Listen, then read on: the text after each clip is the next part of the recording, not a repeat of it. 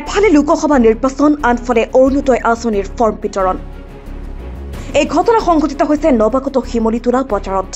ৰাজ্যত লোকসভা নিৰ্বাচনৰ বাবে কোড অফ কণ্ডাক্ট চলি থকাৰ সময়তে এটা দুষ্ট চক্ৰই গোৱালপাৰা পূব সমষ্টিৰ নৱাগত শিমলীতোলা বজাৰত মহিলাসকলৰ মাজত বিতৰণ কৰিছে অৰুণোদয়ৰ ফৰ্ম যাক কেন্দ্ৰ কৰি তীব্ৰ প্ৰতিক্ৰিয়াৰ সৃষ্টি হৈছে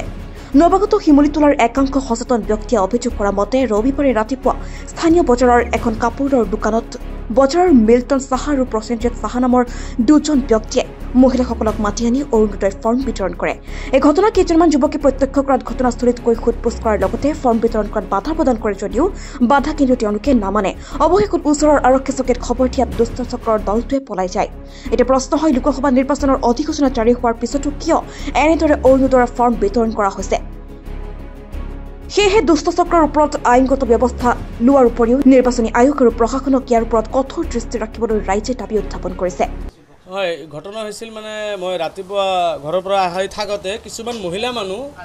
আজি ৰাতিপুৱা কিছুমান মহিলা মানুহ আহি আছে মই সুধাটো ক'ত যাই আছে অৰুণোদয় ফৰ্ম দি আছে মই ভাবিলোঁ এতিয়া অৰুণোদয় ফৰ্ম ক'ত দি আছে শুনা পালোঁ যিফালে বজাৰত এটা প্ৰসেনজিৎ নামৰ এটা কাপোৰৰ দোকান আছে তাত দি আছে মই তথাপি বিশ্বাস নকৰিলোঁ এতিয়া যিহেতু অধিসূচনা জাৰি হৈ আছে MP ইলেকশ্যন এতিয়া যিহেতু তেতিয়া মই পিছে আহিলোঁ আহি না মই নিজে প্ৰত্যক্ষভাৱে মই চালোঁ যে তাত অৰুণোদয় ফৰ্মবিলাক ফিল আপ কৰি আছে আৰু সিহঁতক কৈ আছে মহিলাবিলাকক মই সুধিলোঁ কেনেকৈ কি কৈ আছে তাৰমানে তেতিয়া ক'লে আৰু যে যদি বিজেপিত ভোট দিয়ে তেনেহ'লে আপোনালোকে পইচাটো পাব আৰু নহ'লে নাপাব এনেকৈ ফৰ্মবিলাক ফিল আপ কৰি আছে তেতিয়া মই এটা ভিডিঅ' বনাই লৈ আহিলোঁ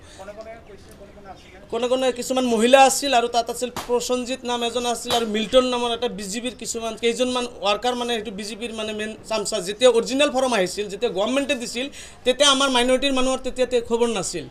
এতিয়া সেই দুষ্ট চক্ৰজনে আমাৰ গাঁও অঞ্চলৰ কিছুমান মহিলা মানুহক মাতি আনি কৈ আছে যে ফৰ্মবিলাক লোৱা আৰু বিজেপিত ভোট দিয়া তাৰপিছত আপোনালোকৰ টকা সোমাব মিল্টন সাহা আৰু আপোনাৰ প্ৰসেনজিৎ সাহা দলৰ হয় বিজেপি দলৰ হয় সিহঁতে বিজেপি দলৰ নৱাগত শিমলীতোলা বিজেপি দলৰ সেইটো কৰ্মকৰ্তা সেই দুজন আজি ৰাতিপুৱাৰ ঘটনা এইটো তাৰপিছত মই প্ৰশাসনক খবৰ দিলোঁ খবৰ দিয়াৰ পিছত পুলিচ প্ৰশাসনে অহাৰ পিছত সিহঁতে দৌৰি ভাগি গ'ল সিহঁতৰ তাৰ পলায়ন কৰিল যিহেতু অৰিজিনেল ফৰ্ম যদি হয়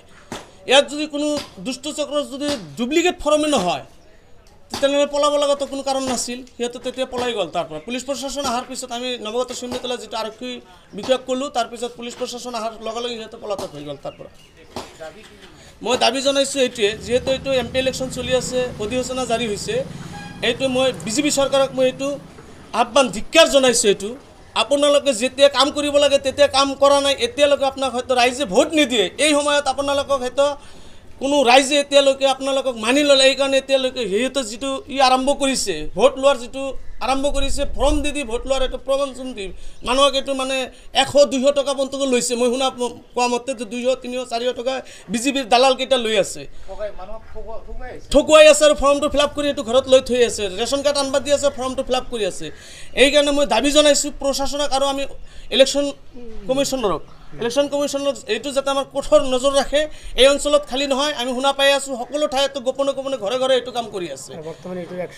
আৰু এইটো একশ্যন পূৰা দম হ'ব লাগে যাতে আমি এইটো ৰাইজে আমি হুলস্থুল এতিয়া আমি নকৰোঁ হয়তো হুলস্থুল কৰিলে হয়তো ক'ব আমাক যে বিজেপি আৰু কংগ্ৰেছৰ মাজত হুলস্থুল লাগিল কিন্তু বাস্তৱ ঘটনা এইটো আমি ভিডিঅ' কৰিছোঁ আৰু আপোনালোকে প্ৰত্যক্ষভাৱে চাওক এইটো মহিলাবিলাকে যেনেকৈ আমাক মানে ডাইৰেক্ট কৈ আছে মহিলা মোটামুটি 15-20 জন আছিল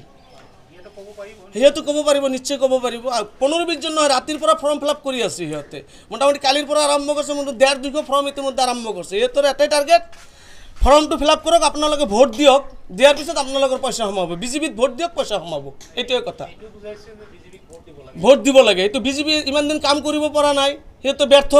সেইকাৰণে এইটো বিজেপিৰ দালালকেইটাক লগাই দিয়ে